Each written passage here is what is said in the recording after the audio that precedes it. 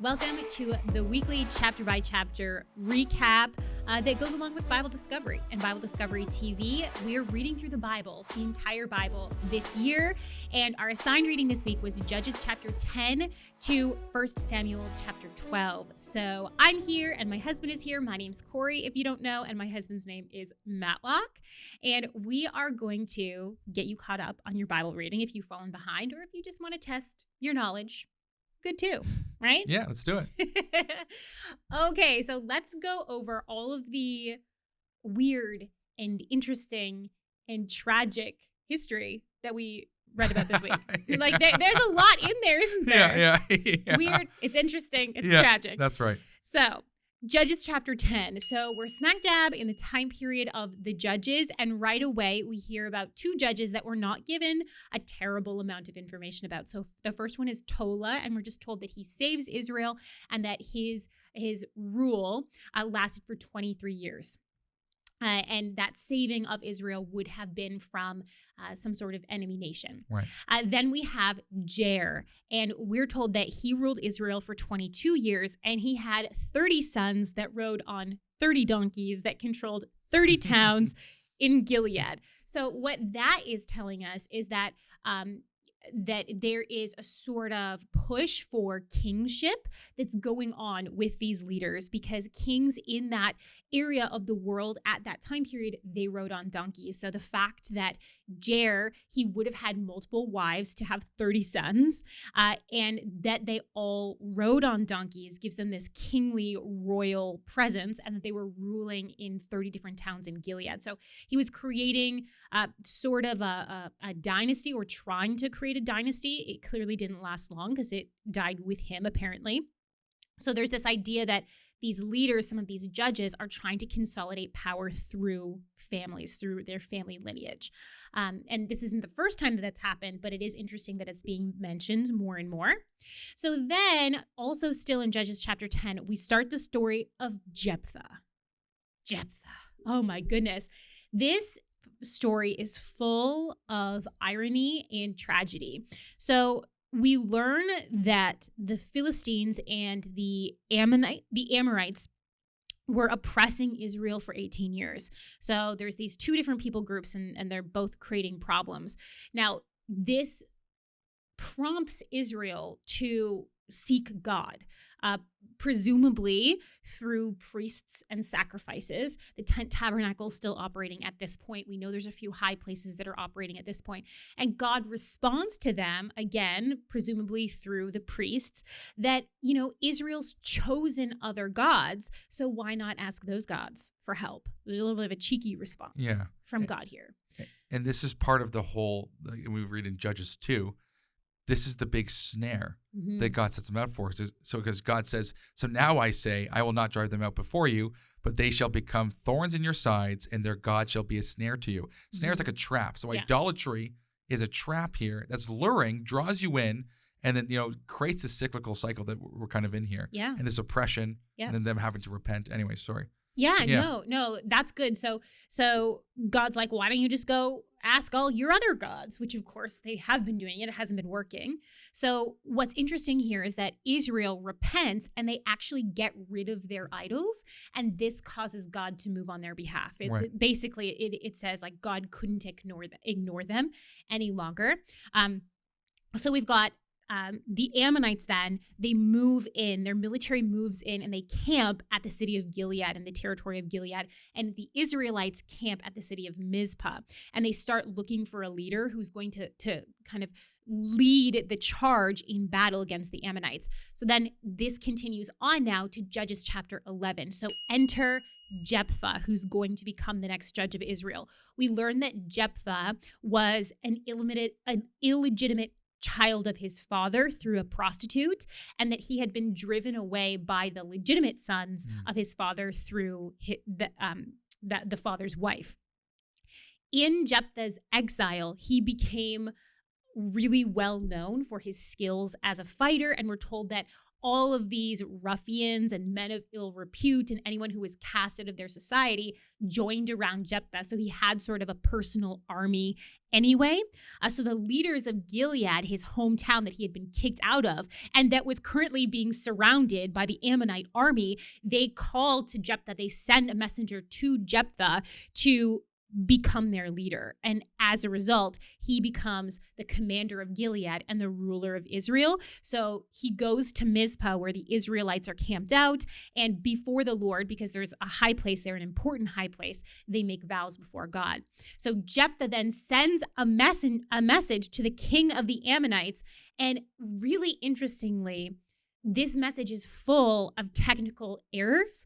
For example, Jephthah calls the god of the Ammonites Chemosh, but that's not the god of the Ammonites. The Ammonite chief god is Molech, also called Milcom, and that's going to become important after. So Jephthah makes a really dumb and ironic vow to God at this point because he wants to win the battle.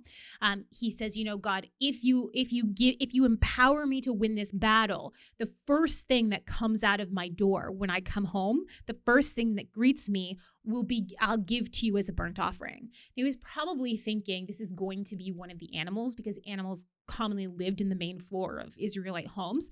But there was a very high chance that it was going to be a person, right, who lived in his household.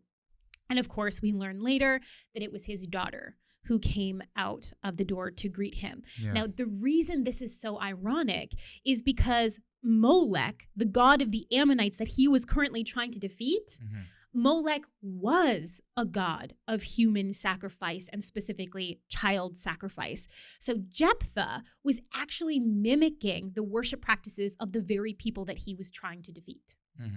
Right? Yeah. And God does not accept human sacrifices. So this is just, the author really drives this home for us using this irony of Jephthah misquoting who the God is and then bringing it back in.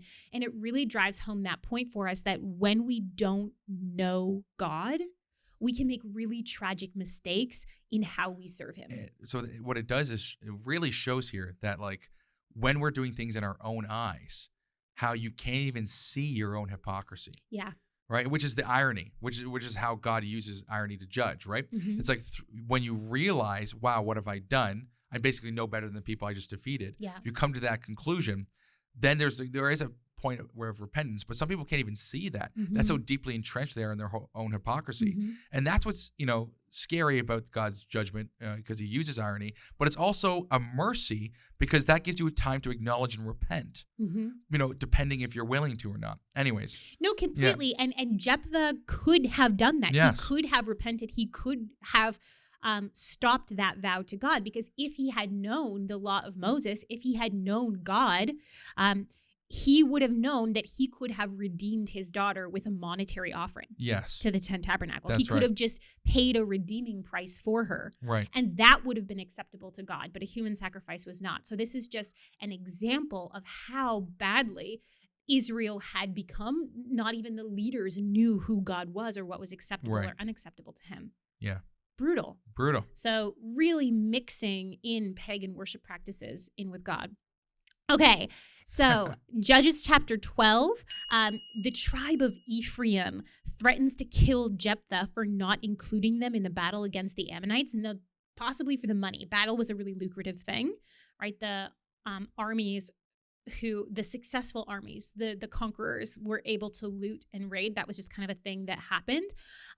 So maybe that's why they were so angry, but Ephraim ends up being beaten really badly because there's this civil war between Ephraim and Israel. And the Ephraimite men end up being just killed indiscriminately by the men of Gilead. So it turns into this awful slaughter. And again, we see Israel being destroyed by their own sinful actions.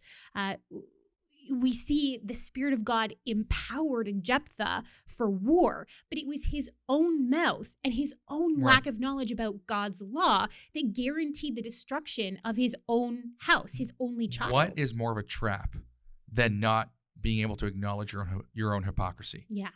that is like your own sin. Yeah, your own you're just hypocrisy, you're your own in a lack of knowledge. cycle. You can't even see that. There's no way out. There's no vantage point to give you to be able to see the evil that you're doing.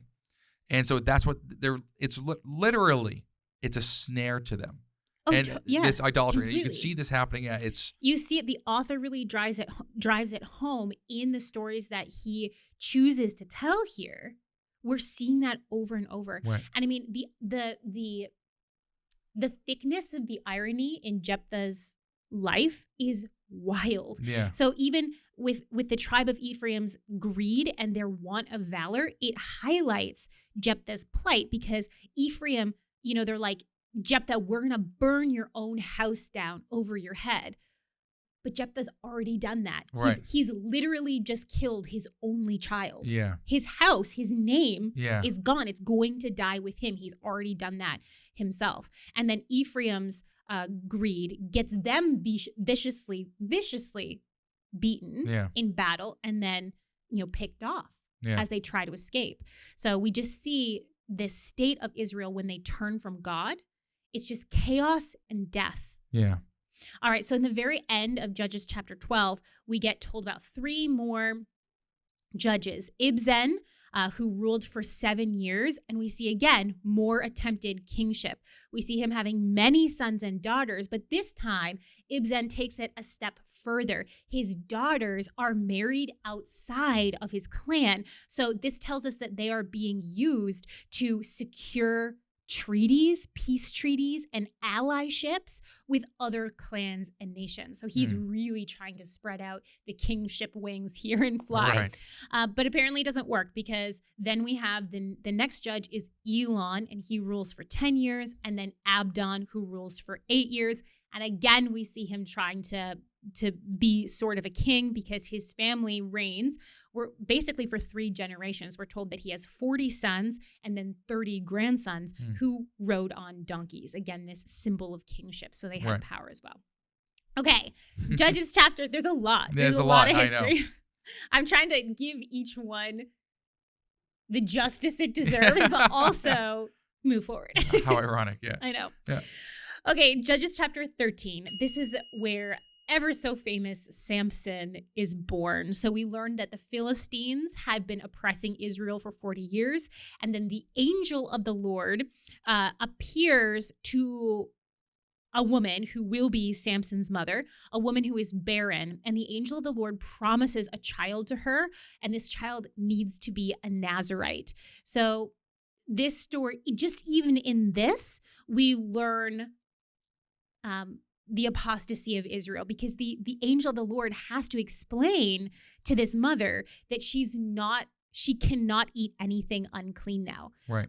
But no Israelite should have been eating anything unclean. That wasn't even a Nazirite thing. That was just an Israelite thing. If you're following the law of Moses, you don't eat anything unclean. Yeah. So he gives her the law of the Nazirite, and then he's like, oh, and don't eat anything unclean anymore. And it's like, okay, they're not even following the dietary laws.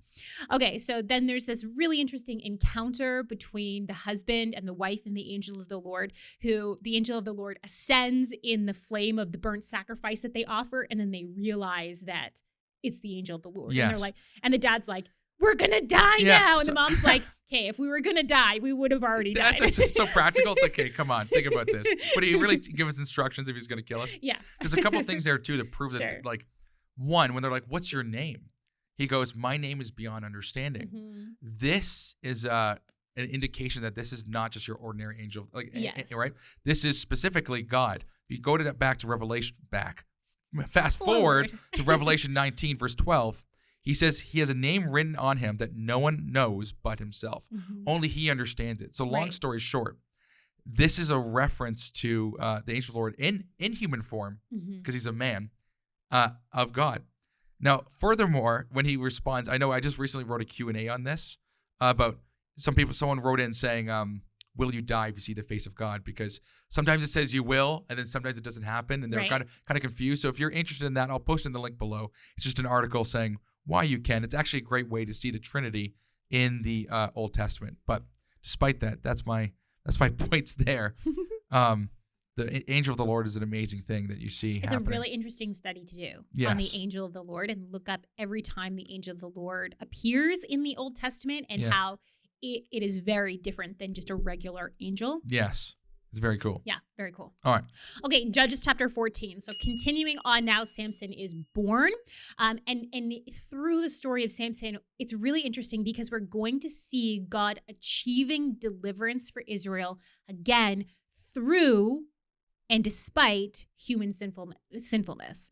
So like in the history of Jephthah, it's kind of despite Jephthah's evil, God delivers Israel. Right. What's really interesting with Samson is that God kind of is orchestrating things so that his will be done even through human sinfulness. And you're going to see that happen.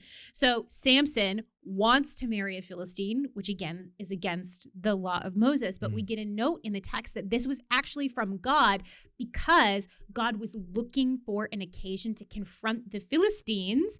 And we're going to learn that Samson only did things when they were personal insults to himself. He didn't really care that the Philistines were oppressing Israel until it affected him. That's right. Personally. Yeah. So we see God like, all right, this is going to affect you personally now, Samson, because you're the one who's going to deliver Israel. All right. So on Samson and his parents go to they're on their way to the Philistines because Samson's gonna marry this woman, and there's the lion incident, the famous lion incident where Samson kills a lion with his bare hands, and this really shows Samson's strength. But Samson doesn't tell his parents. Probably because he didn't want to go through the 8-day ritual of regaining his ritual purity as a Nazirite. So he's kind of like, I don't want to be bothered. I'm just not going to tell them that I killed something. Yeah, right. Right. So then later on, Samson defiles himself and his parents by eating. So he goes back to the carcass to kind of see what happened to it. And bees have created a nest in the carcass. And so he harvests honey from it, and he eats some, and he gives some to his parents, which just, we see again, overall, Samson not terribly concerned with the ways of God. So Samson's new Philistinian wife ends up betraying him during their marriage festival to save her family, because 30 Philistine wedding guests have come to her and threatened to kill her family if she doesn't betray Samson. So she does. And then in anger, Samson murders 30 other Philistines to get 30 sets of clothes to give those clothes to the guests for guessing his riddle. Yes. So just there's a very peculiar sense of justice there. Very peculiar sense of justice. He even says, I did to them what they did to me. It's and you're like they made you, they guessed your riddle. They made you lose at your wedding feast. So you're going to kill 30 people? Yeah, either way. But as a result, Samson leaves the wedding without his wife. And so he just leaves. Right. So she ends up marrying someone else. Right. Because he's gone. But then we're told in Judges chapter 15, Samson eventually goes back for his wife, but finds she's married to someone else. So her father's like, look, she has a younger sister. It's going to be great. You can marry her. But Samson's insulted. And like we've seen before, nobody insults Samson. So he ends up burning a bunch of agricultural land. And the Philistines execute Samson's original wife and her father for that crime of burning the agricultural land. So Samson launches an attack on the Philistines, and he slaughters many of them, which starts a war. So this whole personal situation with Samson and this wife, ex-wife, ends up starting a war, which is what God wanted to have. He wanted there to be a confrontation. So the Philistines march out in battle against the tribe of Judah specifically because they're looking for Samson. So the men of Judah go to get Samson, and they just give him up. Nobody likes this guy. Nobody likes this guy. But they wouldn't have been able to take Samson captive unless Samson wanted to be taken captive because he was that strong. So he goes willingly so that he can surprise attack the Philistines. He ends up killing a ton of them using a donkey's jawbone that he finds on the side of the road. And he creates a rhyme in his own honor and greatness. Yeah. He calls out to God for water because he's dying of thirst, and God provides water for him. So there's a hill and a spring that's named after this event in Israel. And we're told that Samson then became the leader, the judge of Israel for 20 years against the Philistines specifically. All right. This story is going to get worse. In chapter 16, Samson goes to Gaza, which is a Philistine city, and he hires a prostitute. And the people of the city recognize Samson, and so they close the gate because they're going to ambush him and take him captive. Right. But Samson miraculously removes the gate with the posts, which is insane, Right. and hauls them to Hebron, which is 40 miles away. So just by his own strength, just picks them up and leaves. Like, you're not going to take me captive. We're told that Samson falls in love with another Philistine woman named Delilah, who is in league with the Philistines. And finally, she gets him, and they're able to bind Samson. She cuts his hair. It takes away his strength. Right. And they take him to the city of Gaza, where he becomes a working prisoner grinding grain. So this is like the lowest of the low job, what the women slaves would do. Right. And that's what Samson is doing in prison. So it's a humiliation. Right. They bring him as entertainment to the temple of Dagon, and Samson ends up causing it to collapse as revenge for his eyes. Because I forgot to say they blind him. They gouge out his eyes. Yeah. Well, and Samson here is the archetypal judge of the judges. Like, he is the manifestation of the book, of the themes of the book of Judges. Right. So much so that, like, everyone's was right in their own eyes. They gouge out his eyes, right?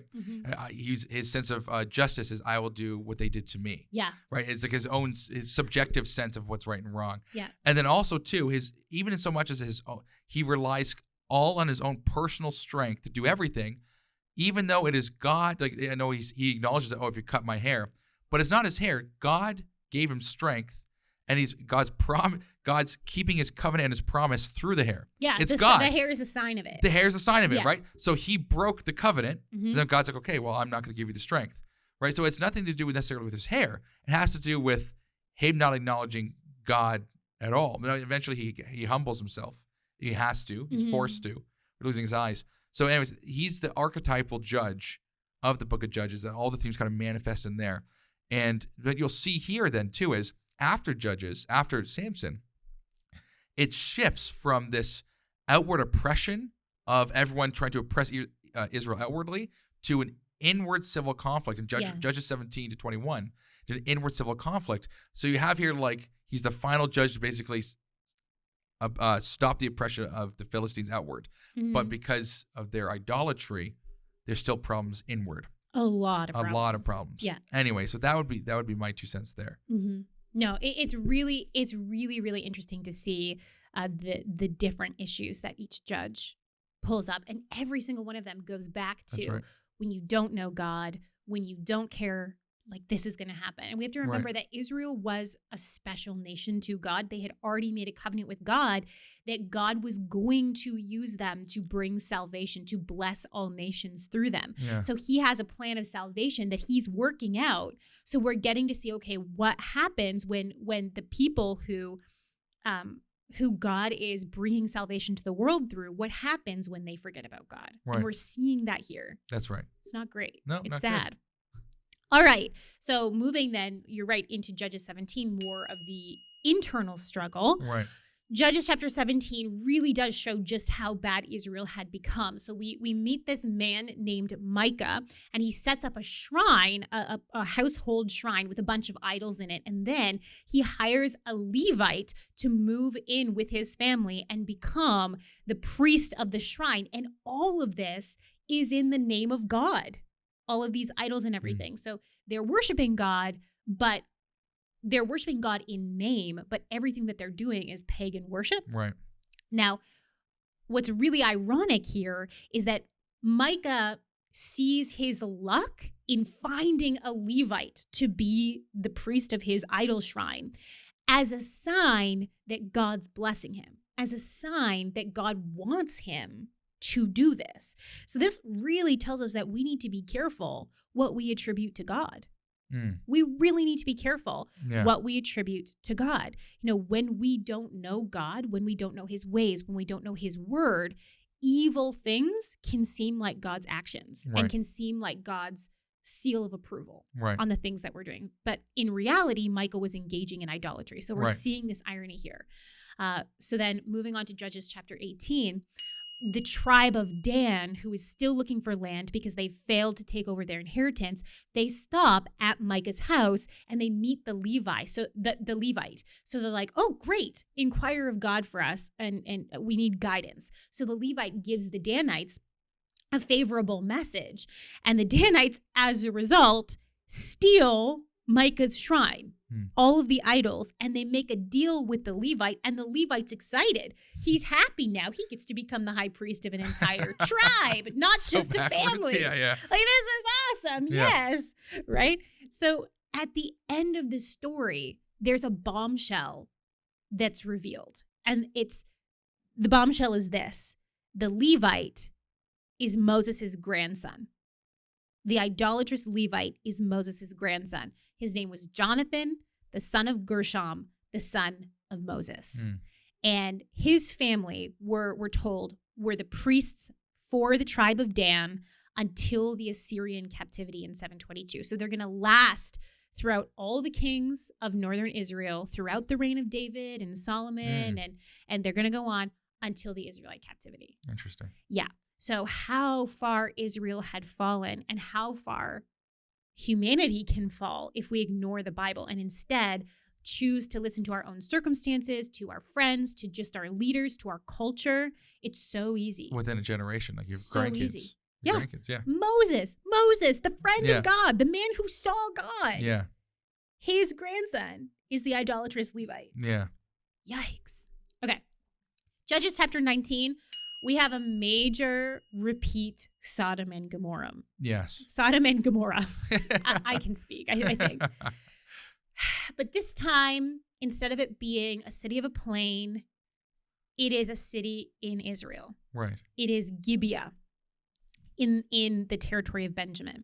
So we have another Levite who's supposed to be the tribe serving God, and his concubine. Now remember, concubine just means not a full legal wife, so a secondary wife, right, for whatever reason. But a lot of times, it's like it could have been her financial status, but a lot of times it was for the purpose of bearing more children. Right. It's a pretty normal relationship that we see where for some reason, the concubine leaves the Levite. So perhaps he wasn't upholding his part of the marriage agreement. So right, she leaves him. And then he follows her and he comes to her house to make amends. And in Bethlehem, in the concubine's parents' house, the Levite experiences proper, actually excessive hospitality. They want him to stay. They want this relationship to work. Mm-hmm. As then they move on from Bethlehem, they go to the city of Gibeah. And so, a Gibeonite, a man from Gibeah, accepts them into their house, shows them hospitality. But then again, just like in Sodom and Gomorrah, we have the men of the city come to that house and they want to rape the Levite. Right. Then the Levite. And that specifically the verses 22 to 23, Mm-hmm. it's like almost word for word Sodom and Gomorrah. Yeah, and that's on purpose. Yes. That's to show you how far Israel had gone. So then the Levite, who up until this point you think is like a decent guy, you know, he's gone to make amends. He ends up shoving his concubine out the door and shutting the door, and she's violently raped and ends up dying of her injuries. Now, for the concubine, everyone who should have offered her protection has failed her. Her father gives her back to the Levite after she's left the Levite for mistreating her. The Levite himself, her so-called husband, has just thrown her out, no protection. And the host who had accepted them into their house, he had an obligation to protect her as well as an extension of the husband. So this is a triple failure. Yeah. And this story is showing it. Now, shockingly, instead of giving her a proper burial, the Levite actually cuts her up, which is really strange because he's a Levite. So his role should have been to chop up sacrifices to God. Right. So he chops her body up and sends pieces of these bodies with messengers to the 12 tribes of Israel to call an assembly, to shock them. Like a shocking thing has been done in Israel.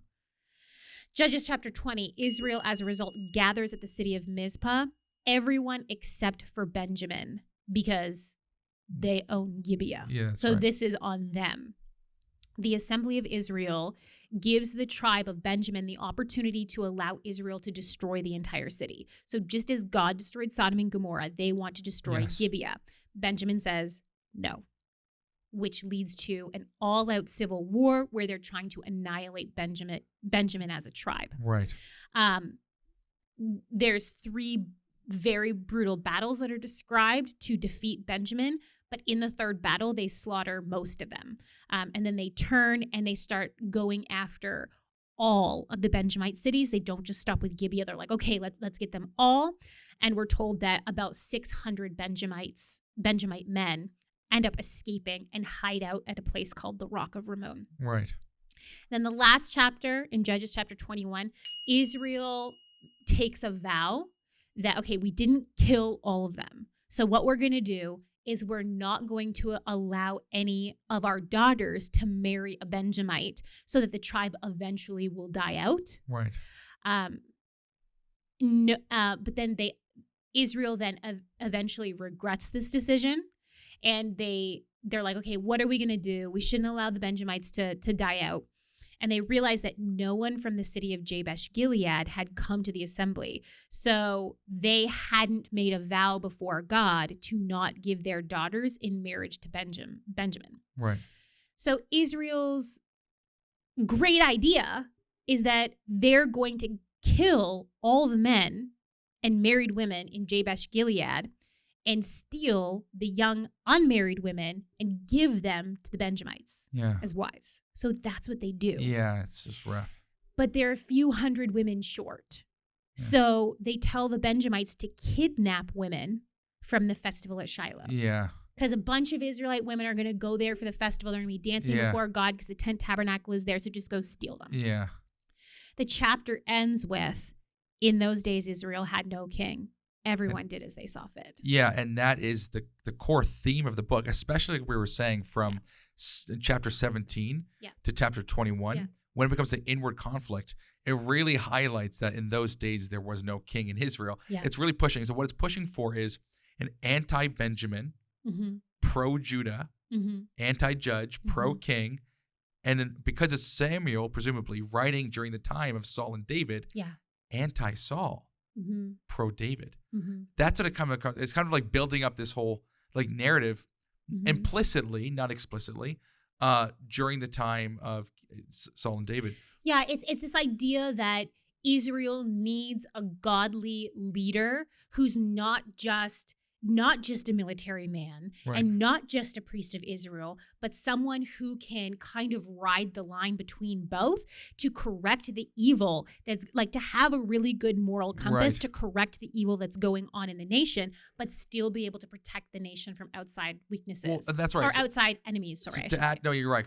And to clarify something earlier, Saul's a Benjamite from Gibeah. From Gibeah. Yeah, from Gibeah. So originally, the book of Ruth wasn't placed in between Judges and 1 Samuel. So Judges and 1 Samuel would have been back to back. Right now we're going to go to Ruth. But then when we jump into 1 Samuel, we're going to meet Saul and we're going to realize that he is a result of this evil. That's right. Yeah. So, but to even tie back what you were saying before about they're desiring a king, like an actual godly king to rule them. Okay. So we know that later on in 1 Samuel, God's like, you displaced me as king. God's like, you didn't want me as king. Yeah. Now you want a new king. It's not just because they want a king, like David, or a godly king. It's because they want a king like the rest of the world. Yeah.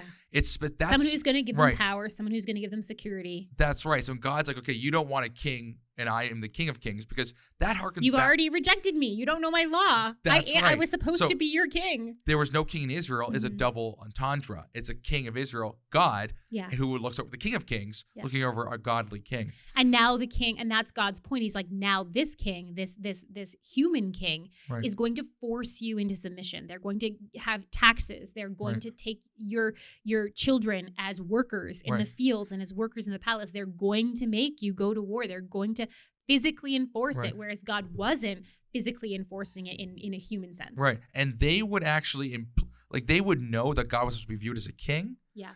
Even to in like the structure of the Oh, yeah. Deuteronomy. They knew for the Hittite sure. vassal treaty. It does not even need to be explicitly said, because it's structured in a way they would understand that God is king and these are vassal kings on earth, essentially. Mhm. Anyways, it's really interesting. It is. Yeah. Okay, we got to speed through Yes. some of these chapters. We're running behind. Let's do it. Ruth. Ruth chapter 1. So the book of Ruth as a whole ends up being a backstory for King David. Yes. It's a backstory of his family. So, And it's a complete contrast to the Judges itself. yes, it is. So this is Yeah. in the time period of the Judges. We've got the tribe from we see a family from the tribe of Judah, from the city of Bethlehem. The father's name is Elimelech, and the wife's name is Naomi, and they have sons, and they go to Moab because there's a famine in Israel. Right. So the sons end up marrying Moabite women, and then Elimelech, the father, dies, and then the sons also die while they're in the land of Moab. So there's Naomi and her two widowed daughter-in-laws, and the famine's over, so Naomi decides to go back to Israel, and one of the daughters-in-law, Ruth, decides to go with Naomi. But Naomi is faced with a problem. She technically owns Elimelech's land, her husband's land, but she's too old to have a son to carry on the family name and the land. So this land is doomed to be absorbed by another close family member. Ruth chapter 2, Ruth starts working as an impoverished woman to provide for Naomi. So she goes and she gleans in a man named Boaz's barley fields, and Boaz recognizes her hard work, and he offers protection to her, and he treats her well because she's treated his relative's widow well. So Ruth collects an unusually large amount of barley because of Boaz's favor upon her. It actually works out to 30 pounds in a day. That's a lot of barley. Naomi recognizes that Boaz is being very kind, and when she finds out that it's Boaz's field, she's like, Boaz is one of our potential kinsman redeemers, also called guardian redeemers. Right. Now, this is, if you want to learn about that, you can go back to Leviticus chapter 25, but basically it's someone that has an obligation, a close relative that has an obligation to make sure that a family line doesn't die out.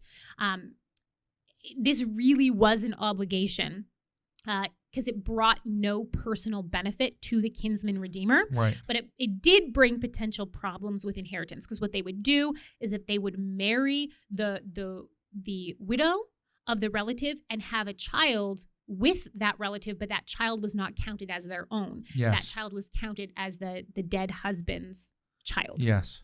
Okay. Ruth chapter 3, Ruth asks Boaz to be her kinsman redeemer, marry me and provide me a son for Naomi. And Boaz promises to do it if the closer kinsman redeemer, there was an order, the closest relative had the responsibility. If he doesn't want to do it, I'll do it for you. And then Ruth chapter 4, that closer relative initially wants to redeem the land. He essentially just wants to buy it from Naomi because he knows she's too old to have a son. This is a sweet deal. Right. I'll just take care of her and I'll buy the land. But then he realizes Ruth is in the picture and he would actually have to go through with having a child. And he's like, no. Right. So it would affect his estate. Yeah. So we see this really interesting ceremony where the man gives his sandal to Boaz. And if you want to learn about this ceremony, go back to Deuteronomy chapter 5. This is the family of the unsandaled man. Right. Basically, if a man refused to do this duty, it was a really shameful thing. So he was leaving a family member out in the cold. But in this case, he was just abdicating it to someone else, so it wouldn't have been as shameful because there was still someone to redeem them. He's essentially not leaving Naomi to poverty. He's just passing her off to the next relative. So Ruth does have a son. His name is Obed, and he is the father of Jesse, the father of King David. And add here too, the contrast between the kinsman redeemers. The first one denies it based on his estate and material, whether it's wealth or material goods, whatever, passing those on. So he's like, on account of my estate, I don't really want to affect my estate. Whereas Boaz specifically says, I will do not, basically, I'm just paraphrasing, I don't want his name to disappear among his family and hometown. In other words, Boaz prioritizes the remembrance. The other one prioritizes the estate. Yeah. That is a huge difference in what you value, people or property, right? So I think that's important. And actually, and there's just so many rich themes in this short story. Yeah. I'll just go over a couple. One, God's sovereign activity is ongoing but hidden in plain sight. He plays a cosmic role in rewarding the poor in spirit, showing mercy and compassion, as you see the kinsman redeemer. God's loving kindness over all people, regardless of nationality, ethnicity, or race. The foreigners, right? That's his love for them. So it's pro-foreigner. I'm sure what's a dispute with David, who you can very easily see people in Bethlehem being like, well, did you know King David's great-grandmother was a Moabite? And we're not supposed to marry Moabites? So then you could see then him going back in history and being like, all right, Samuel, or someone, you need to write the history of my family so people know. That's right. But it wasn't the first time, and it wasn't going to be the last, where God did accept foreign people into the people of Israel based off of their covenant with God. Right. And the last theme would be the love between people who are non-blood related. Yes. That's a big theme. So there's a love of God, and then love of neighbor. Yeah. Like you see those themes perfectly in Ruth. And the book's even read during the week of the Pentecost, the week of feet, which has to do with redemption and all this stuff. So it's really cool. It's very cool. Okay, we got to boogie through 1 Samuel. Boogie. So we're going to 1 Samuel chapter 12. Okay, so 1 Samuel chapter 1. So we learn about this couple, Hannah and Elkanah, living in Ephraim, even though they are Levites. We learn that they're Levites in 1 Chronicle chapter 6. We learn that Hannah is barren, and when they go to the tent tabernacle at Shiloh, she begs God to give her a son. She wants to dedicate this son back to God's service, to be a Nazirite. That happens, and when the child is weaned, so probably around 3 or 4 years old, she brings him to Shiloh, and he lives with the priests at the tent tabernacle. 1 Samuel chapter 2 records Hannah's prayer of praise to God. The end of the chapter records how the high priest, who is named Eli, his sons were evil. Eli was not evil, but his sons were evil. There's a prophecy from God against Eli's sons and against Eli as well. The charge that God gives to Eli is, you honor your evil sons more than you honor me. So in other words, Eli wasn't correcting his sons, even though he knew of their evil. 1 Samuel chapter 3, God calls Samuel as a young boy. And we learn in verse 1 of chapter 3 that it says, in those days, the word of the Lord was rare. There were not many visions. This is going to change. Samuel, the man Samuel, marks a major transition in the life of Israel. So before him, no one really knows the word of God. There's no visions. After him, there's a vibrant teaching of the word of God and lots of prophets in Israel. No, I was going to say too, I know in verse 35 of chapter 2, I know you're in chapter 3 now. I know, I'm moving. And you're moving fast. There's something really interesting here where it says, when the Lord's talking to Samuel, I will raise up for myself a faithful priest who will do according to what is in my heart and mind. I will firmly establish his priestly house, and they will minister before my anointed one always. What's interesting about that is you will minister before my Messiah. And the word really interesting. It's really interesting. In Hebrew, that word's Messiah. So it's like the priests are in front of Messiah always. That means the presence of the Lord is Messiah. That's what that means. So you have this God is Messiah right here in 1 Samuel, already present. Anyways, I just want to throw that in there. I know we're kind of going back, but that ties into what you're talking about here with building up a kingdom of priests. Go ahead. So in the end of 1 Samuel chapter 3, we learn that Samuel grows up as a priest prophet. Right. So he's a priest, but he's also a prophet. He hears the word of God and he delivers messages to people. Chapter 4, the Philistines, who are still oppressing Israel, end up capturing the Ark of the Covenant in battle. Eli's 2 sons are killed in battle. And when Eli hears that his sons have died in battle, and specifically that the ark has been captured, he falls backwards off his chair, which was probably a platform that was built like out of stone, into the entrance of the tabernacle complex at Shiloh. Long story, but it would have been higher off the ground than just like a regular chair. So he falls off it and he dies because he was very old when he fell off. And we're told that he had led Israel for 40 years. Chapter 5, the Ark of the Covenant causes physical health problems and plagues for the Philistine people. And they pass it around their cities to see if other cities will have any luck. And when they don't, they send it back to Israel. 1 Samuel chapter 6, after 7 months of being under Philistine control, the ark is sent back on an undriven cart. So that means there was no driver. The cart was just being pulled by oxen, and the Philistines had put 5 golden rats and 5 golden tumors on the cart, one for each Philistine ruler. It's their way of making amends to God, saying sorry. And then again, we get this demonstration of how far Israelite was gone in terms of religious observances, because the ark goes back to Beth Shemesh, and Beth Shemesh was a Levitical city. So the Kohathites, who lived here according to Joshua chapter 21, they were actually tasked with taking care of the Ark of the Covenant. So if anyone should have known how to take care of the Ark of the Covenant, it should have been them, which is probably why God had the oxen bring the Ark of the Covenant to their city, to Beth Shemesh, except they break all the rules. Instead of covering the Ark of the Covenant, they put it up on display, and they have this big festival, and they actually open it up and look in the Ark of the Covenant, which only the high priest only the Aaronic priesthood was ever supposed to touch the ark. And so God struck down some of them. We're not exactly sure how, but some of them died. But then rather than mourning and inquiring of God, like, why did this happen? Why is this going on? Like Moses or Joshua, would have done, they decide they don't want the ark anymore. And so they just send it off to Kiriath Jearim. Chapter 7, Samuel rallies Israel to get rid of their idols so that God will help them rid themselves of the Philistines. So there's this rid yourself of the idols. God will rid you of the Philistines. And Samuel begins acting as the judge of Israel. He goes on a circuit between the cities of Bethel, Gilgal, Mizpah, and his home in Ramah. Right. So he does that on a yearly basis, or even perhaps more. Chapter 8, Israel asks for a king, and God says, okay.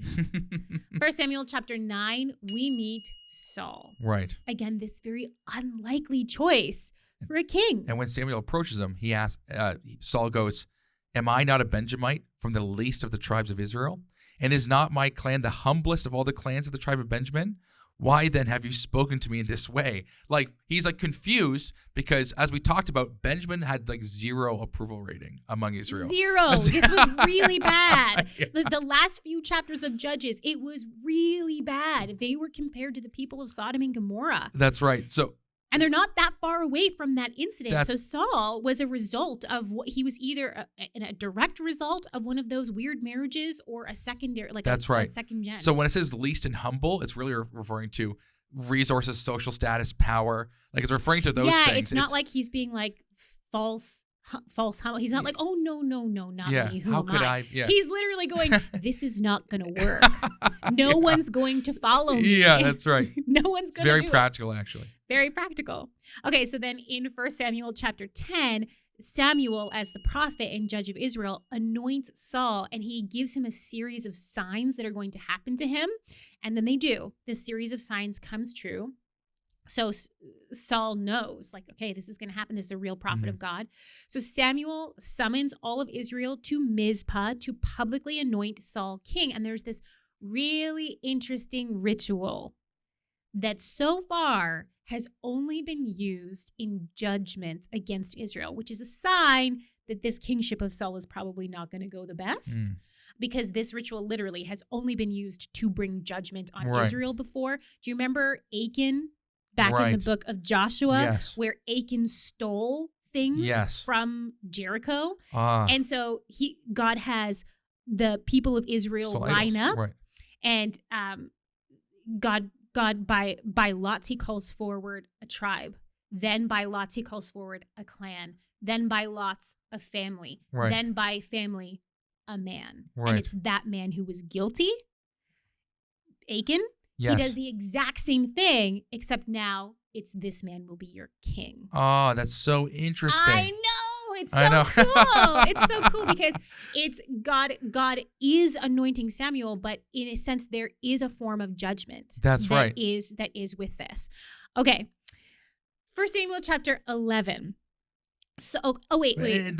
Just tie in there. I know we have like zero time. I know, zero. I know. So, but the form of judgment here is because they've made a new idol. Mm-hmm. They made the king, this new king who's supposed to be like the world, a new idol, like Achan did. That's so interesting that God would do that. And then Samuel's like, anyway, sorry. Okay, and so part of Israel accepts Saul, and there are some it's funny because Samuel's writing Samuel, right? He calls them scoundrels. There's some scoundrels who don't accept Saul as king. That is corrected in 1 Samuel chapter 11 when Saul ends up saving Jabesh Gilead. And this is kind of awkward because do you remember Jabesh Gilead from the last few chapters of Judges? They were the city that the Israelites slaughtered everyone and saved only the young unmarried women as wives for the Benjamites. Yeah. So Saul has complicated history with the city of Jabesh Gilead. Saul needs to save Jabesh Gilead as a sign that he can be this leader of Israel. So what he does is, again, reflecting back to that event, he cuts up a pair of oxen and sends pieces of them to all the tribes of Israel to call them together. So there's this like major backshadowing where he's like, remember this? We're doing this, but we're making it right kind of thing. So Saul succeeds in gathering the tribes of Israel together and rescuing Jabesh Gilead from the enemies of Israel. And the result of that is that everyone in Israel then is like, yep, we'll confirm you by king. You are now our king. Last chapter, 1 Samuel chapter 12, this is Samuel's farewell speech. He's saying goodbye as the leader, as the judge of Israel. He's stepping down. You now have a new leader, the king of Israel. And Samuel says that he is now going to move strictly into a teaching role as the priest of Israel. He is going to teach the ways of God. So it's not like we've heard the last of Samuel. Right. He's just no longer the leader of Israel. He's the teacher of Israel. Cool. And that's that. And that's good. I know. Well, since we're done, it's like we can talk a little bit more. I know it's eats up the time. We're way over time. We're way over time. Okay. So in chapter 12, though, there's an interesting comparison that's made. Sure. Like Saul rallies the troops like a war hero here. Mm-hmm. Like, you will fear Samuel and Saul, right? And so he says specifically, this is what will be done to the oxen of anyone who does not follow Saul and Samuel, right? So he's like, and everyone's like, wow. He's using that power. The terror of the people fell, the terror of the Lord fell on the people, and they came out together as one. So he's like bringing people together in this war hero way. But what's interesting is just a couple chapters later is that the same thing happens, but kind of in a reverse order. See, Saul's prioritizing his kingship in Samuel as opposed to the Lord. Mm-hmm. And so what you have here is then later on, let me see if I can find it. And then Samuel talks about in verses 17 to 18, is it not the wheat harvest now? I will call on the Lord to send thunder and rain, and you will realize what an evil thing you did in the eyes of the Lord when you asked for a king. Then Samuel called on the Lord, and the same day the Lord sent thunder and rain. So all the people stood in awe of the Lord and Samuel. This is contrasted, right? They got a king, Saul and Samuel, and then Samuel was like, no, it's the Lord. Mm-hmm. And then but then they were also afraid of Samuel. Anyways, interesting contrast that's being had there. And a lot to explore, and I think we've run out of time here. We have. But now we're moving. So for next week, we're moving into a really interesting time period where there is that political military leader, but there's still the priest and prophet of Samuel. So now there's two people who can potentially work together as a team to make things a lot better for the people of Israel in terms of their spirituality and their physical life. So this is the idea. There's now hope on the horizon between can these people work together Right. and follow God. That's awesome. Finally, we'll see. I hope you enjoy your reading this week. Leave us comments and questions down below, and we'll get back to you. We love reading them. And let us know how you enjoyed Judges, Ruth, and 1 Samuel. It can be a tricky read and a brutal read, but really interesting things in there. Have a good week, guys. Thank you so much for watching. We want to keep producing high-quality biblical content, but we can't do it without your support. If you feel called to support us, please click the link in the description under Donate. Your support really means a lot to us.